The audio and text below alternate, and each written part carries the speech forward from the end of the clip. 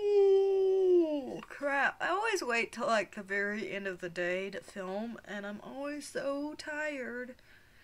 And I realize that that's a dumb move. Hey everybody, it is Monday, March 25th.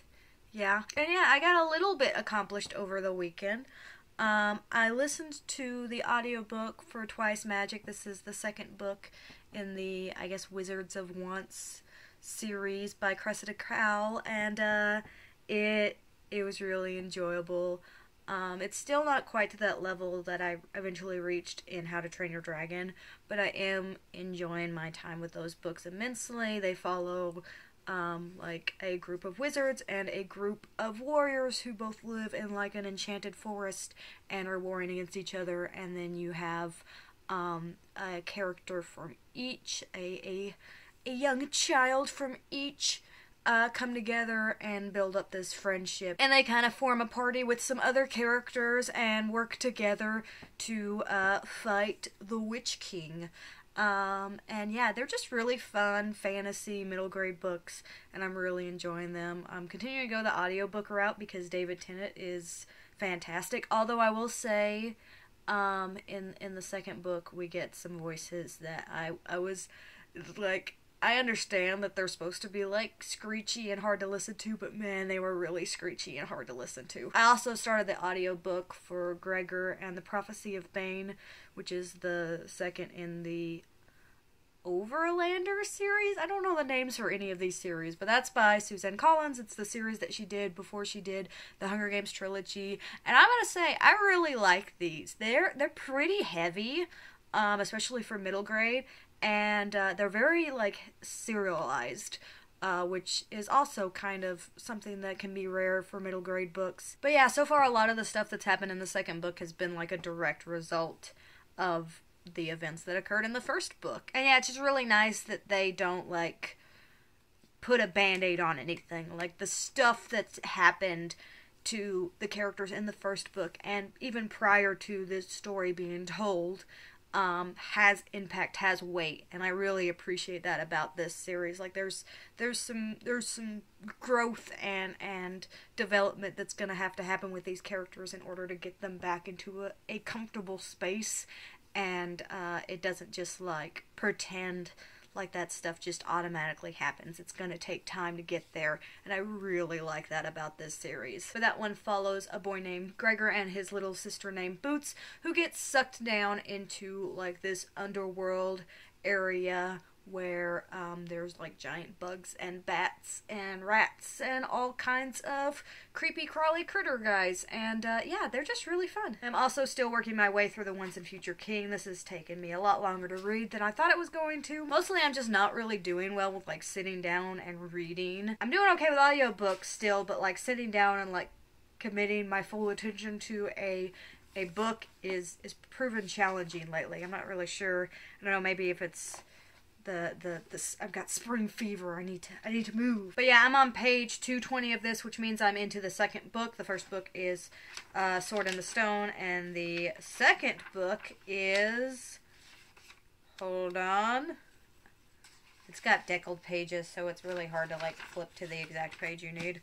The Queen of Air and Darkness, and there is a pretty jarring difference in tone from the first book to the second book. Let's just say the first book is kind of like fun, wacky adventures with animal friends, and the second book is boiling cats alive. That was the tonal shift that I went through. So yeah, it's going to get darker, I have a feeling, as this progresses, which I expected, but still, I wasn't really expecting boiling cats alive in the first chapter of the second book. This one is due back to the library Wednesday. I'm definitely not going to finish it by then. Hopefully I'll be able to renew it and just keep working my way through that book. But if not, I have a bunch of other stuff that I want to get around to, so it's not going to be the end of the world if I take a break from that story, because it's going to be an easy one to jump back into, because, you know, familiar with the characters and the world and all of that. There's certain advantages to reading Arthurian legend books. Also, at some point, I probably need to get back to Le Morte d'Arthur, because I just kind of haven't been picking that up lately. Like, literally, like, just actually committing to reading has been difficult lately. I can listen to audiobooks all day long, but sitting down and reading a book has been super hard. Hey everybody, it's Tuesday, and I got an email earlier today that said that the audiobook that I had on hold at the library was automatically checked out, which was really exciting because, as far as I knew, the only audiobook that I had on hold was The Final Empire by Brandon Sanderson. And it turns out that apparently I also had Once and Future on hold, which is a book that I don't remember ever putting on hold. Like, I thought about it long and hard, and the only thing I can think of is that maybe accidentally I put it on hold. Like, I was just scrolling when I was, like, going super ham on Arthurian legend books, and I was just scrolling through everything, and managed to, like, just waitlist that book. I don't know. It was a weird experience to just have that email and be like, here's your book that you didn't ask for. I don't know, it's kind of like when people get drunk and they order on Amazon and they don't remember that they ordered stuff on Amazon. It's kind of like that. Which, now that I think about it, since I'm in a no-buy year, I guess that would be the equivalent to, like, drunk ordering on Amazon, is forgetful, placing on hold on the Libby app. Anyway, this book is by Amy Rose Cepeda, something like that, and Corey McCarthy. Both of those names may be wrong. I don't remember. Like, I know very little about this book, but I felt like the universe was telling me to read it, so I went ahead and started the audiobook today after I finished The Prophecy of Bane, which I did finish. It's very good. I enjoy that series a lot. I'm really excited to continue on with the Gregor and the Gregor the Overlander series, I guess is what it's called. I don't know what it's called. But once I was done with that one, I was just like, well, I have this audiobook checked out, might as well listen to it. And it is an Arthurian legend book, which one would be able to guess, but it's in the future. And Arthur is a girl this time. And Merlin's a teenage boy. Though as far as I can tell, based on what I've listened to so far, there's not like a ship happening there, which is what I was initially concerned about when I heard, oh, Arthur's a girl and Merlin's a teenage boy. This is going to be the shippiest ship that ever did ship. But that doesn't seem to be the case so far, which I'm very happy with, because the only time that it's appropriate to have an Arthur Merlin ship is when they're being portrayed by Bradley James and Colin Morgan. That's the only time that's allowed. But it's just kind of silly, like YA fun. It reminds me quite a bit of the Lunar Chronicles as far as its tone and the way it's approaching the story. It feels fairly like true to source, because the way that it works is it's not even like a retelling per se, because it's taking into account the idea that Arthur is continually reincarnated and Merlin is aging backwards and interacting with all of these different versions of Arthur. And so this is just the latest version. I think it's like the 42nd version, and it's a girl who goes by Ari. And while I figure I'll probably enjoy this book quite a bit and have a fun time with it, I don't really think it's going to be one of the ones that I'm just like, this is a critical read for you if you're trying to work your way through Arthurian legend books. It's not going to be that, but it's going to be a fun thing, and you know, it's another exposure point for younger readers, because I know a lot of people, when I was reading up on the Merlin TV show, they didn't know anything about Arthurian legend until they had watched that show. Which kind of blew my mind, honestly. And so I like that this book existed for no other reason than that it will expose more people to Arthurian legend. But yeah, I don't know how I ended up having this book checked out. No recollection at all. Hey everybody, it's Wednesday, March 27th, and I am exhausted. I got home from work, which I got home from work pretty early in the day, but then I proceeded to like wash all of the dishes that needed to be washed and do all my laundry and mow the yard and just get a bunch of stuff that's been piling up done, which I'm happy to have all of that done now, but I am exhausted and I still have like quite a bit of day left to go. I'm actually about to have to leave here in a little bit, so I thought I'd do my check-in now. I am almost through Once and Future. I should be able to finish that during my commute, and It's actually pretty good. It's an interesting blend because you have Merlin and Morgana as like the traditional characters who they are in like all Arthurian legends, and then you have this cast of other people that kind of take on the roles of the various other characters from Arthurian legend. And one thing that I do appreciate about this is that you really feel like these characters have history. Like I feel like even the idea of a reincarnated Arthur inside this girl kind of works. Like there's history and there's weight to that. So I do like a lot of aspects about that. It stays relatively true to the original story. There's a few twisty turny stuff that it throws in there, some of which I called, so I'm gonna toot my own horn a little bit there. There's definitely some twists that I totally called pretty early on. And overall it's a pretty fun, light, easy to get through retelling of the Arthurian legend. And just by happenstance, it was really good timing for me to pick this one up right now because it is pretty easy to get through. It's a story I'm very familiar with, so it's something that I could get through pretty quickly and listen to while like multitasking and getting a bunch of the chores done earlier that I needed to get done.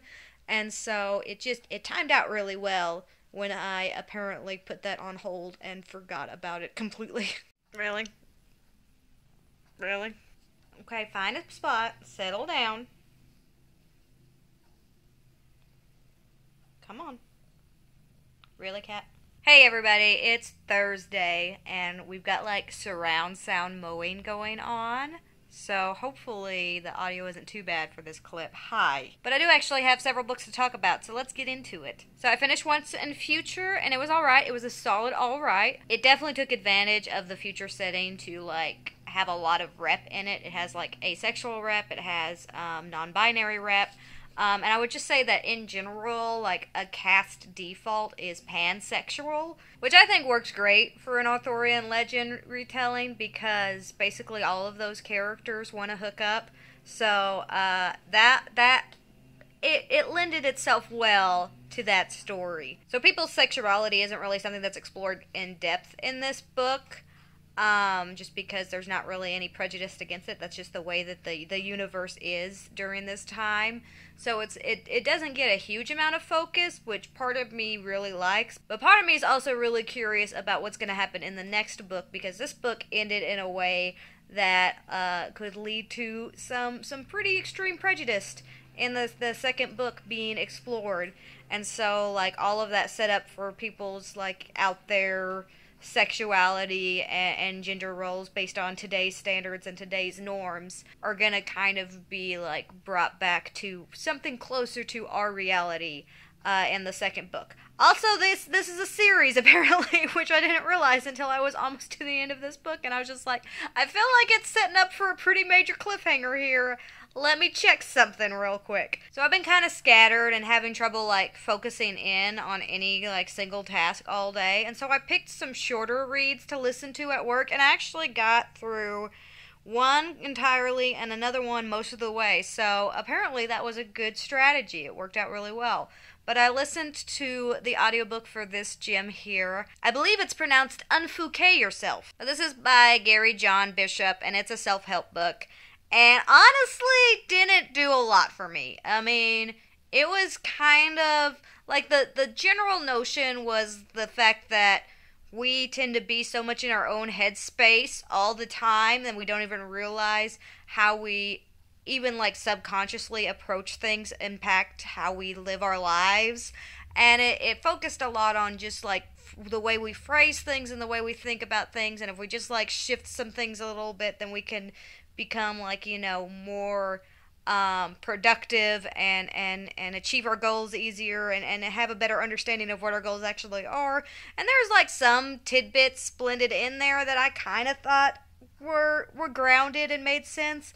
But I feel like the ultimate like conclusion of the book was just do what you want to do, but don't be like lazy about it. Like I feel like in one way it was like don't go after the stereotyped perfect life and understand that, you know, there's a lot of ways to find happiness. But in other ways it was like get off your butt and do stuff and don't just sit and watch Netflix all day. So I feel like there were some kind of conflicting things there where it was just like, do what makes you happy, unless it's Netflix, then don't do that. But overall, I just thought it was alright. I mean, self-help books in general, I tend to like if I can take like one nugget of information and be like, man, that's really like, that's good. That's like something that I feel like I'm going to carry with me for a while. And I didn't have anything like that happen in this book. Mostly I noticed that he quoted other people a lot. Mostly like, really like old philosophers.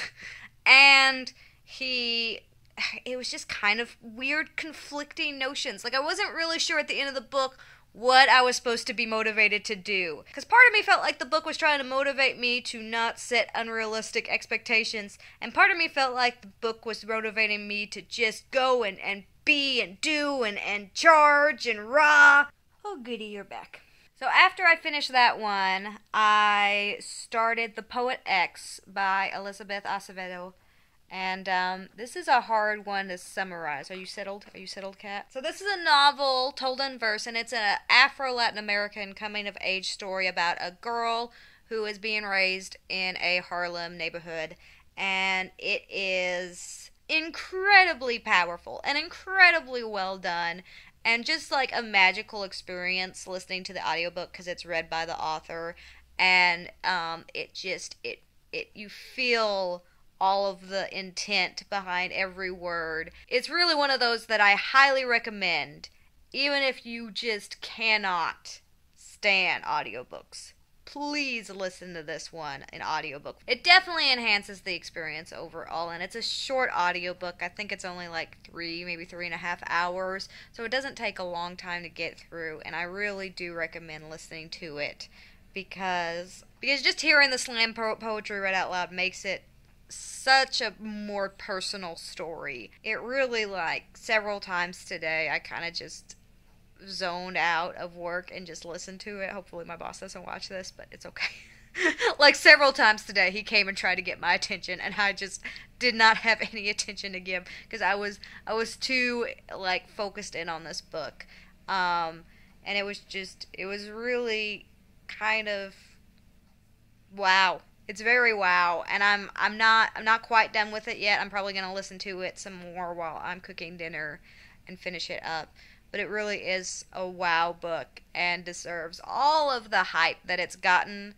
It's stunning. It's really great, and it explores so many things about religion and sexuality and being a girl, just in general, like being a girl, yet alone like a Afro-Latina. I mean, there's so much in this, like family dynamics and disapproving parents, and I mean, there's so much in this, and it's such a quick, compact story, and it just works so well, and it blends together so well with the method of storytelling. Leave it to Toothless to always interrupt me when I'm at my most literary.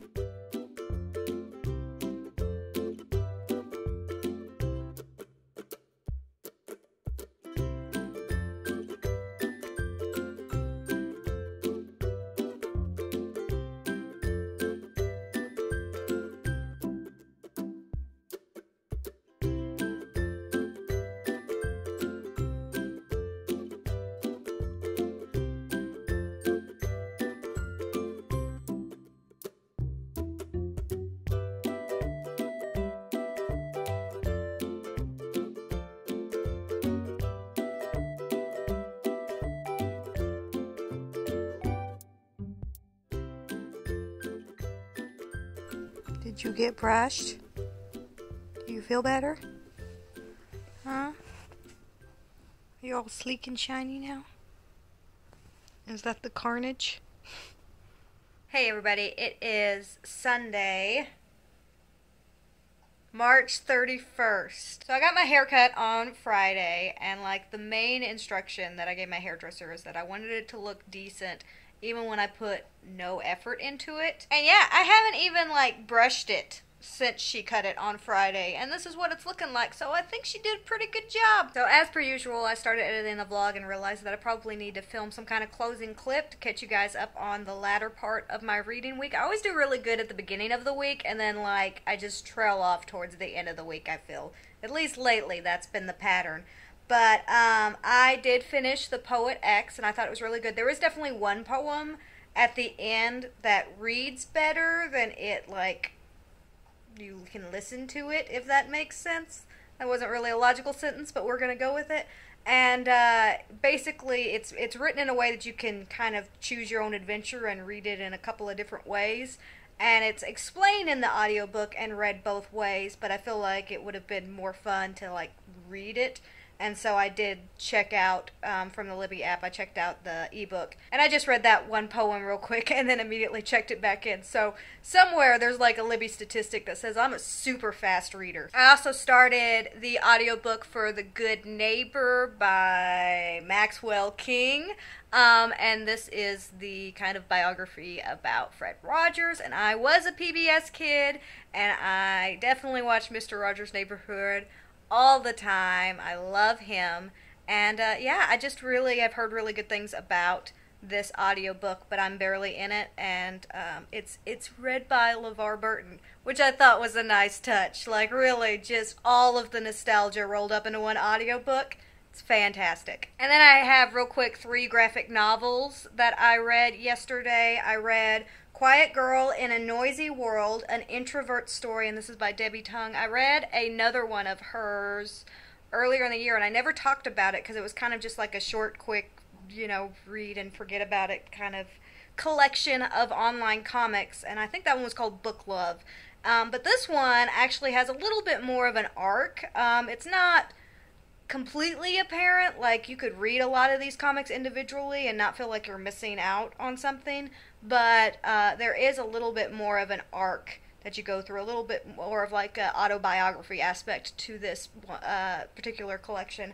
And yeah, they're just really fun, like wholesome things. She really explores a lot about like the nature of being like really introverted, and like how you kind of feel bad no matter what, because you don't feel good about turning people down on their invites and not going to things, but you also don't feel good about going to those things and feeling uncomfortable the entire time. So it's kind of like a damned if you do, damned if you don't kind of situation, and she talks about that a little bit. I also read Bingo Love by T. Franklin, and this is a comic that I'm really glad exists.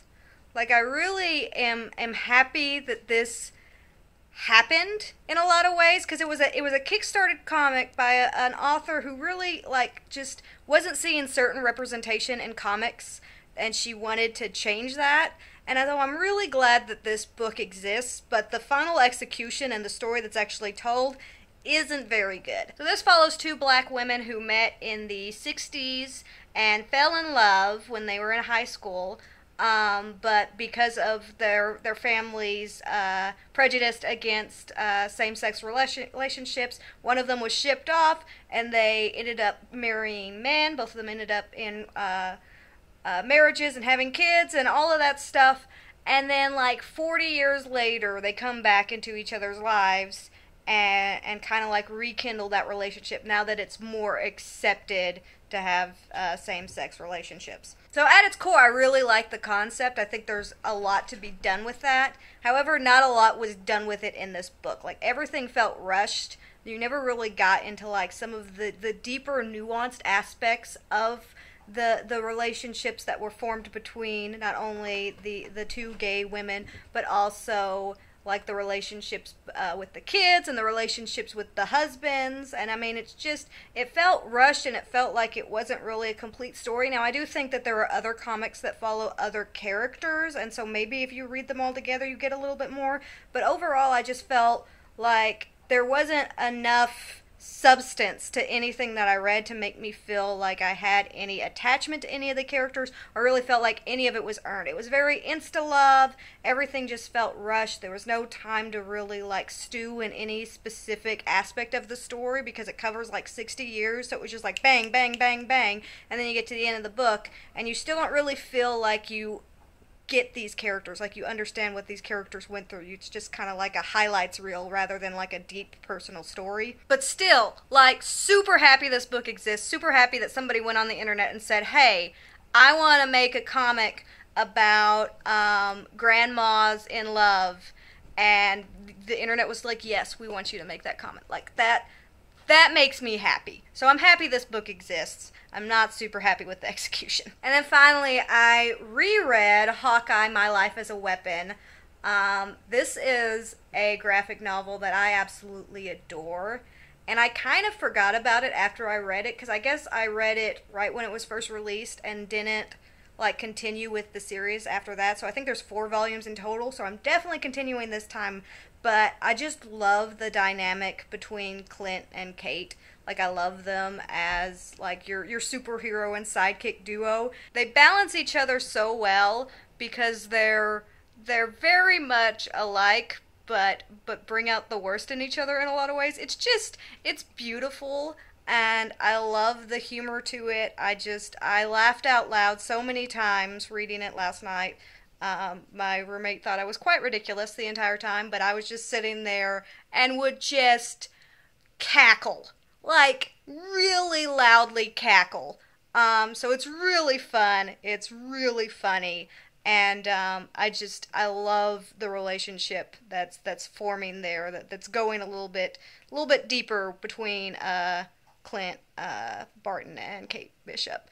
And I'm super jazzed about the possibility of Kate Bishop coming in the MCU. Like, just saying, Kate Bishop is amazing. She is amazing.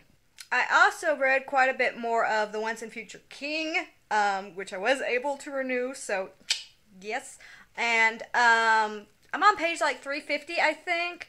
And the second section, like the second book, wasn't my favorite. It just didn't follow characters that I was super interested in, and it focused kind of a little bit more on the transitioning from like little boy Arthur to King Arthur, which basically means he fought wars and stuff. But now we're getting more into like the love triangle and relationship drama stuff in this third section, and that's where I really start paying attention. And also, good on me, I read the third book of Le Morte d'Arthur, so I actually picked that one up again. So maybe there's hope for me yet. Maybe I will actually sit down and read some books again instead of just listening to audiobooks nonstop. I am still very much what I call speed reading Le Morte d'Arthur, but it is a lot of fun to read it alongside The Once and Future King, because The Once and Future King is becoming very like fourth wall breaking, and so it's like flat out calling out things that Mallory did in Le Morte d'Arthur and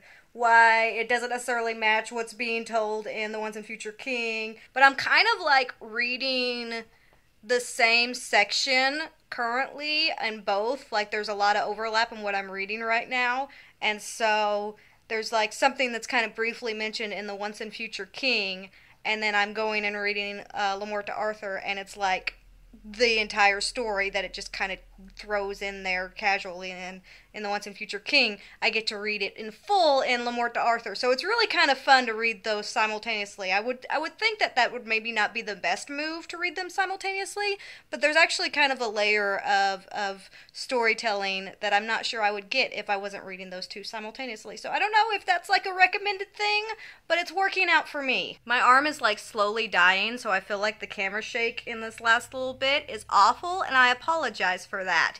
But we're done now. I have no more books to talk about, so I'm going to end this vlog, and you'll see me in the next one.